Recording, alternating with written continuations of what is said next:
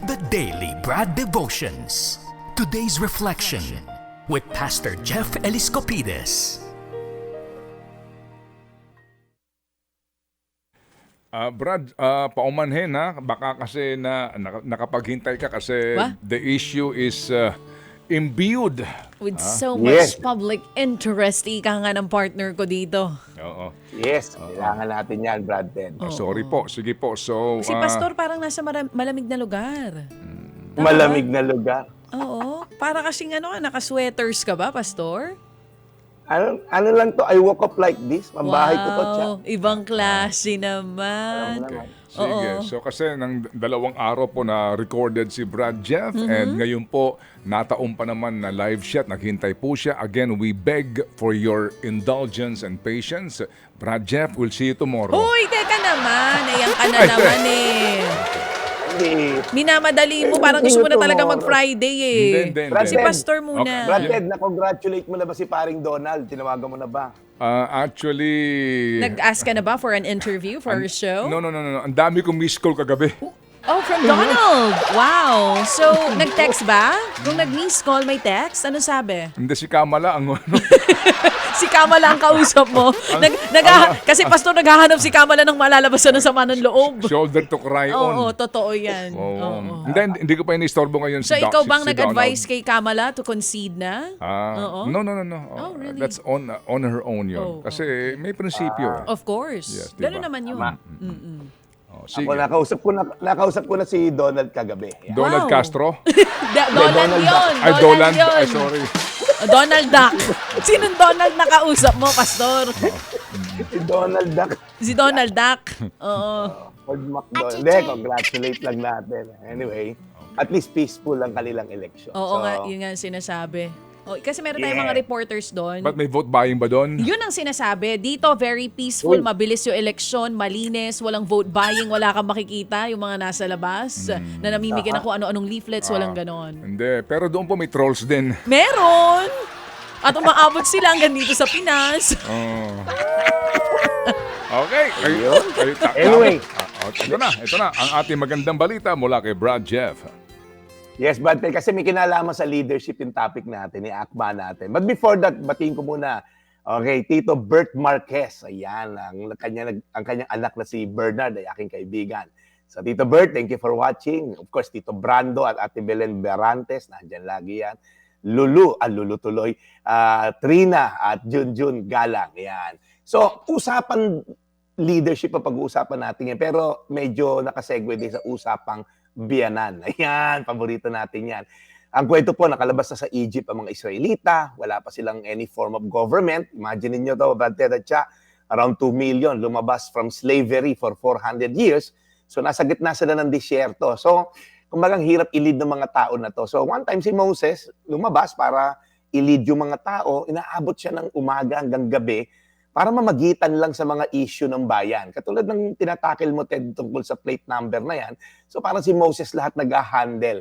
Kanya ang buong gobyerno. So ang sakit sa ulo, nakita siya ng biyanan niya. Kaya sabi ko sa inyo, swerte ang may biyanan eh. Sabi ni Jethro, kanyang biyanan, ano bang ginagawa mo dyan, anak? Sakit sa ulo yung ginagawa mo. Ba't mag-isa mo yung ginagawa?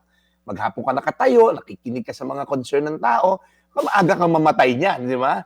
So, may papayo ako sa iyo, hindi dapat ganyan ang gawin mo. Alam niyo, payo po na to ay timeless lesson on leadership. Sa Exodo 18:29, sabi ng biyanan niya, ngunit pumili ka ng mga taong may kakayahan, may takot sa Diyos, mapagkakatiwalaan, at hindi masusuhulan. Imagine, Brad Ted, nasa gitna ng disyerto, meron ng bribery, no? Kaya hindi lang to bago na illegal at immoral na pamamaraan. Noon pa po, warning na yan sa mga leader.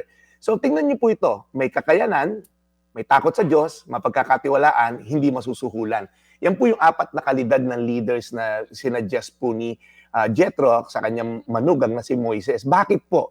Unang-una, may mga tao sobrang competent, ang galing, and we're all for that. Kailangan may kakayanan ka mag-lead. Pero kung wala kang takot sa Diyos, ibig sabihin, wala kang character and integrity, wala ka rin kwenta as a leader. I mean, hindi na po lingid sa atin yan. Marami tayong magagaling na leaders sa gobyerno, sa mga negosyo, full of competence, pero walang character. Lagi ko naman sinasabi rito, di ba? Competence will bring you in the room. It's character that will keep you there.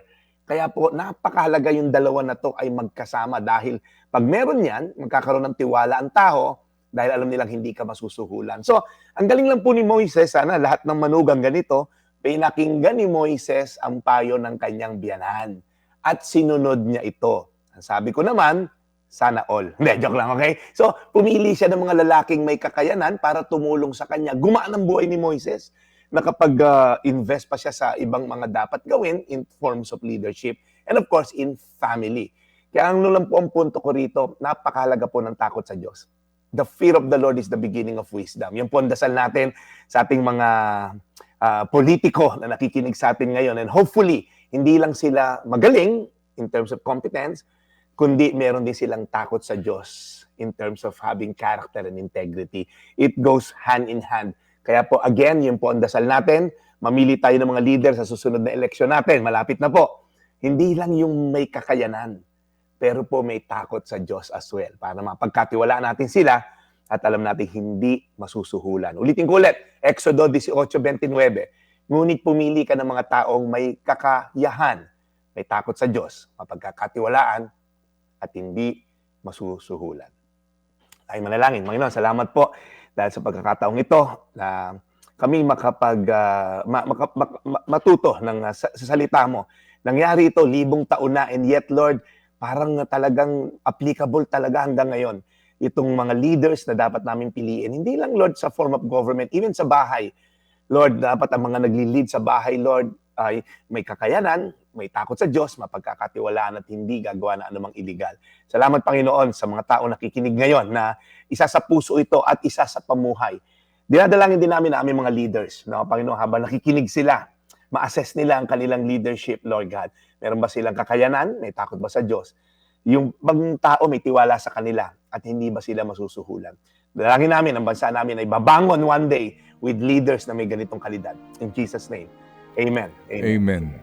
Mahal na Panginoon, muli po maraming salamat sa araw na ito sa magandang balita at aral na inihatid sa amin muli ni Brad Jeff. We pray, Lord, alagaan niyo po siya sa kanyang ginagawa ngayong pagmimisyon. Bless him, his family, at ang kanyang grupo na kasama ngayon sa kanila pong ginagawang pagmimisyon. In Jesus' name we pray, Amen. Amen. Amen. Alright, Brad, kailan ang balik mo? Nasa tabi-tabi lang tayo, Brad Ted. Babalik tayo as soon as possible. Yeah. Live pa rin tayo bukas. Alam ko namang yan ang paborito mong araw. Oo. Biyernes. No, tsaka kasi, sorry gumawa ko ng panata 8:30 talaga ang pasok ni Brad Jeff. Ngayon lang araw na ito, ako ay pumalya. Sorry po dahil po Okay lang. lamang sa nadalawa pong panayam na ating pong nagawa kanina. But anyway, sige. So Brad Jeff, we'll catch you again tomorrow. Mag-iingat ikaw kung nasaan ka man. I'm sure importante yung mission. Thank you, Brad. Maraming salamat, Brad Ted. At siya, ito po yung Daily Brad, your daily dose of inspiration. God bless po.